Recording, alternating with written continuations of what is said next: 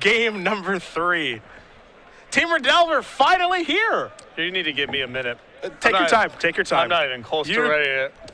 You need to give me a minute. Gather yourself.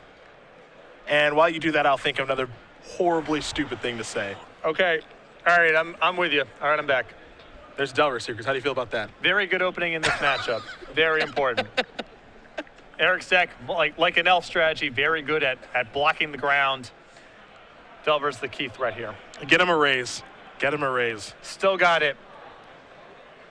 A Windswept Teeth will be sacrificed. We'll see what Rill wants to dig up. Tendrils U. That's Tyndrals. See, he's edgy. Yep. He was wondering how good Skull Clamp was in Darksteel Limited. Really good. Not better than Cheetah, though, which is a frightening thing to say. No, but possibly the best card in the set. I think it was. I think it was. There was also Pulse of the Forge and Arcbound Ravager in those sets, and both those cards. I'll entertain a conversation about Pulse of the Forge. I don't think Ravager's in the same league as Skull Clamp. All right. There's plenty of decks in that format that wouldn't even want a Ravager in their deck. Sure. So, Nimble Mongoose coming across here as well. Here for Jadine. You saw Daze there take care of the Deathrite Shaman, so she's off to a pretty nice start. We've seen her have success with Teamer Delver in the past. This deck looking to make a comeback as Rill's going to search up a Bayou via his Verdant Catacombs. I'm not sure Skull Clamp was even better than Sword of Fire and Ice. They were in the same ballpark. My memory's a little hazy. I believe they were in the same ballpark. There's a good Taxing Probe. That's going to turn that into an Insectile Aberration. So Probe's going to go to the grip and take a look. At Rill's hand, will Klomparens. Rill with a couple copies of Abrupt Decay, of Vengevine, and Intuition, and Elvish Mystic too. So Klomparens will write down the contents of Rill's hand. And you have to imagine we'll have an Abrupt Decay and then Insectile Aberration in just a moment. And we're seeing the difference already with this deck, playing something like Nimble Mongoose in lieu of Monastery Swift Spear. Oh, they're very different. Yeah, they're very different cards. It's going to take Jadine most likely a little while to get her graveyard up and running. At that point, Eric might have access to a clogged board, something like Vengevine to block. It's funny, we talk about the revival of Teamer Delver, even though it's won our Legacy Open earlier this year in the hands of Stephen Darrell Ayers and his Kurt Apes. So it's just a more traditional approach, as now there's a Wasteland to take care of the Bayou. Just a reminder, Legacy players, we are still taking sign-up. But this is what this deck does. It wants to keep you off balance, not let you cast anything. And Klomparens has done a nice job of setting all of that up. I'm really happy that Jadine has access to Submerge in her sideboard.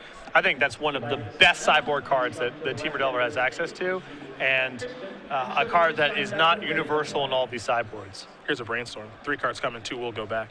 I mentioned this because this would be a really good spot to have Submerge. It would not be a bad turn.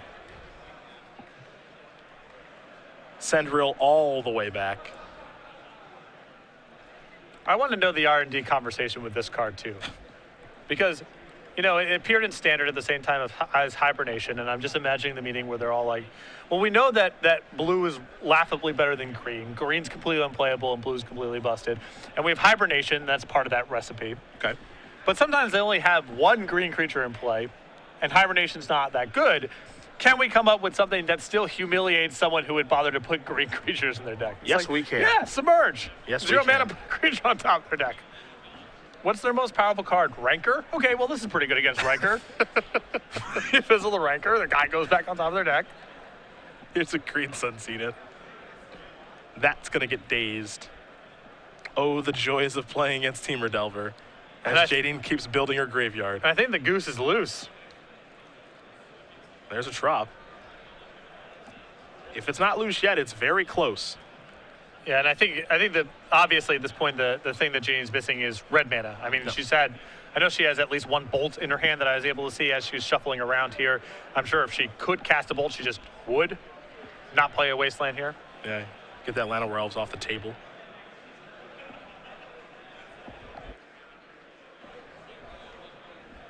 Again, this is a situation here where she doesn't have to fear dying next turn or anything like that. Yeah, Rill might be able to advance his board a little bit, but, you know, in all likelihood, nothing terrible is going to happen. Yeah. You know? Here comes the goose. With that said, you know, the more time that Eric gets, his deck's definitely the more powerful of the two. Yes. Guys, cradle the draw.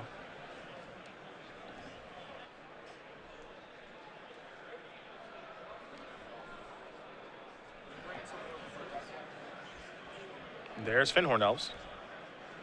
You got to diversify those elvish bonds. Yes. It's important. Hey, Chris Anderson on camera earlier with Detention Sphere in his deck. Eric, I think, maybe has taken this a little far. He has one Llanowar Elf, one Finhorn Elf, and one Elvish Mystic. Well, it also allows for some hilarious intuitions where you just get one of each of them. So I respect it. Now here's the Scavenging Ooze. This card is big time trouble for Jadine if she can't get off the board. Like, pronto. We're talking next turn. Gonna need that red mana, like, right now. Because if her graveyard gets nuked here. That's an emphatic Brainstorm. Really, really need a Scalding Tarn or Misty Rainforest or Volcanic Island, something that generates red mana. There's a Tropical Island in there among those cards, but needs a Lightning Bolt to get that thing off the table. I mean, it appears that there are 4 copies of Lightning Bolt in her hand right now. Wow. And if she can find red mana, everything is good. She can Wasteland the Cradle, she can bolt the Scavenging Ooze before too much damage is done, and go from there. But if she misses red mana this turn, I'm not sure how she's supposed to get back into this. And if the Brainstorm is taking this long to resolve, I don't think there's any red mana there. Not necessarily. I mean, this is complicated in any sense. Sure. You know, I think there's a chance she's still missing it, but if she can shuffle her deck, this is a really complicated Brainstorm.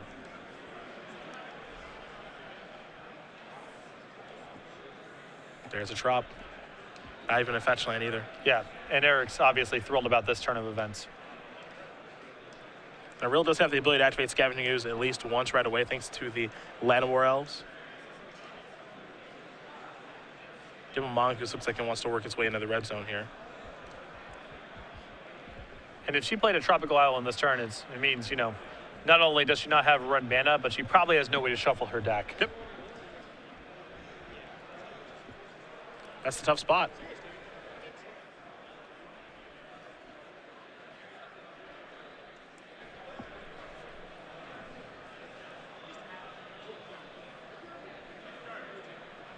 There's Wasteland to take care of the Cradle. Mongoose is going to be pretty big momentarily. So Scavenging Ooze eat that Delver of Secrets. It's going to grow. Well, we're going to head back Rill's way. Rill will take a draw step. I think it was another copy of Intuition, so not with the Doctor ordered. No blue mana right now. But Scavenging Ooze might be just good enough to run away with the game on its own. Well, I don't know if there's another creature in the graveyards, is the big question. Yeah. Because if this Ooze gets to a 4/4, then it's very problematic. Jadine at that point is basically looking for Submerge to catch back up. But if it's a 3/3, you know, in theory, she has a while to be able to find red mana and get the Ooze off the table.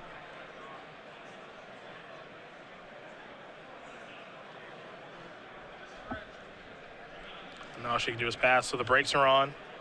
Rill's going to activate. Eat his Deathrite Shaman that was countered very early in the game from Daze. Yeah, now it's big time trouble because Jadine's graveyard's going to get nuked, meaning that her Tarmogoyf and Nimble Mongoose they're not worth very much anymore. She can't bolt the Scavenging Ooze. We know she's Brainstorm line for at least one more draw step.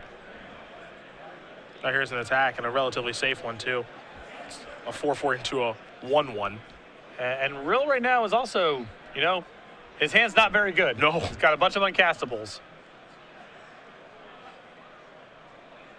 Klomparens going to play Gataxian Probe. Bunch of Intuitions and Abrupt Decay and a Vengevine. A mess. Yeah, both players' hands a mess in this game.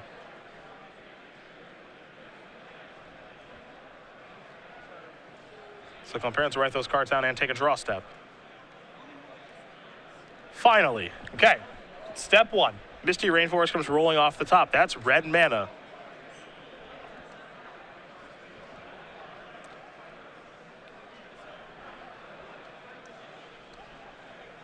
Now we'll see if she can make a comeback here, even though the game is pretty close. She was a bit behind, but might be able to pull ahead.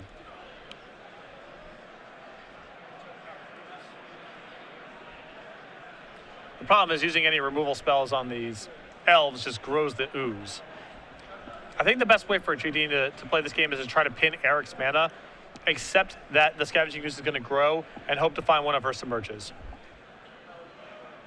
Well, there's a fork bolt, and that's if you're going to off some creatures.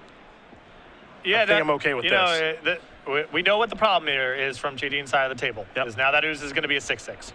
But if you draw Submerge, then Eric's he has no resources to work with. It's probably just game over. It's probably game over. If you draw Submerge, yeah. So it's a game plan. There's 2 in the list. She's got a bunch of cantrips for redraws.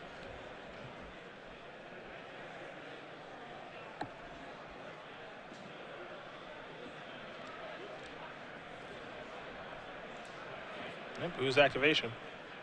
Kiss that goodbye. Rill gain a little bit of life in the exchange. He's up to 15. Take a draw. Green Sun Zenith. He can go find a Dried Arbor with that if he'd like. Here comes the ooze. 5 damage will be dealt.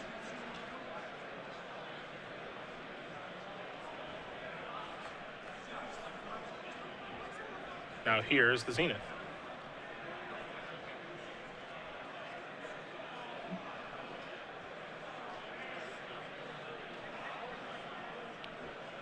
Curious to see what happens here if Jadine has days in hand. Because, I mean, she has a lot of, we know she has a lot of bolts. Yep. So you can say, all right, well, that resolves and I'll just bolt it. The other side of it is, you know, you may want to save those bolts to go to the face. You may be able to set up a sequence where you actually block and bolt the Scavenging Ooze if you pin Eric on mana. Definitely some options available. For right now, Zenith is on the stack for 0. And Klomparens is going to give this a long thought about what to do before letting it resolve. Rill going to search up a Dried Arbor here.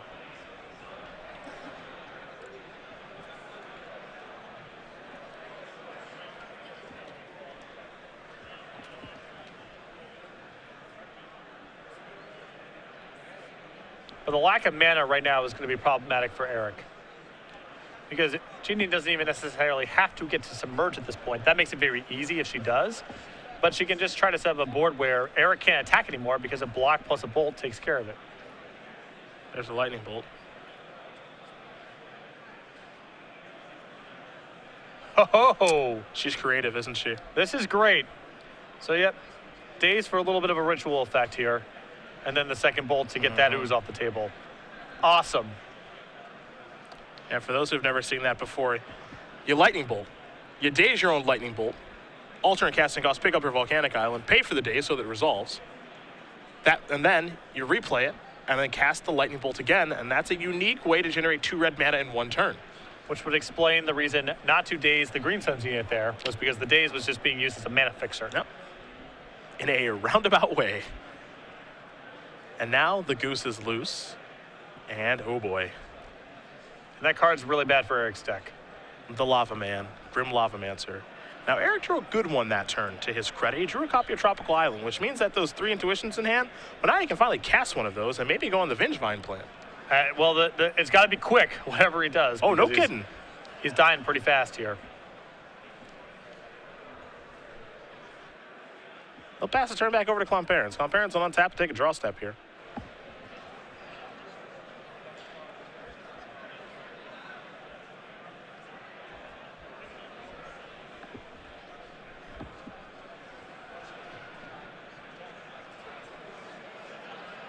It's time for the red zone, looks like.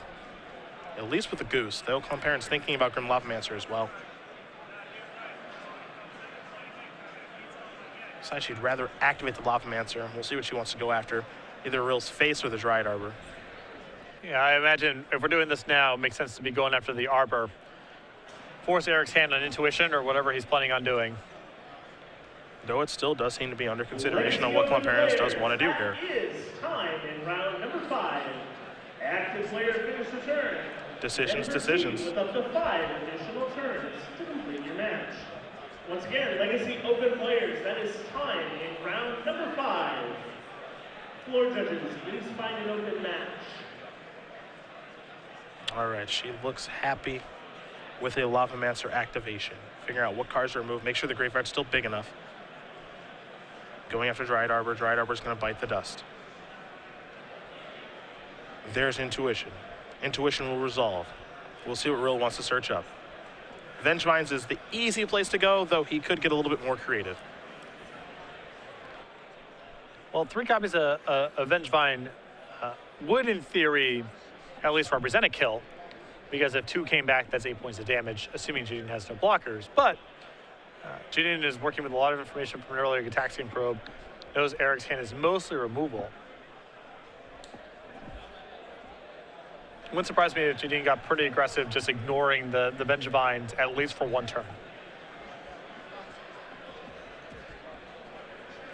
And in fact, Eric may not even be able to go get Vengevine at this stage because he can't even really bluff.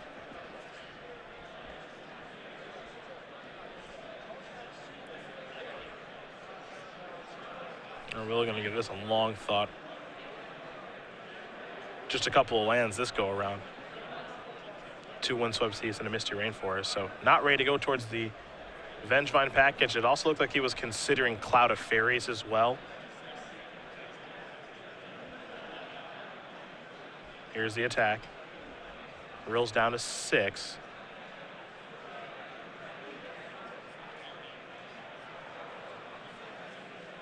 There's Misty. Oop, there's a... Who are you? That's a stifle. Yeah, that is. Whew. And that's 5, and then that's 3, and then that's 2, which means it's 0 for Eric Rill. That is good math right there, and that is going to do it. Jadine Klomparens going to win this game, this match here over Eric Rill. 2-1. Teamer Delver will take care of Cloudvine. Not a great showing for Cloudvine on camera this weekend. No, it has not been. And both times it's kind of been undone by the sort of disjointedness of it. The Elves deck was a little bit more efficient.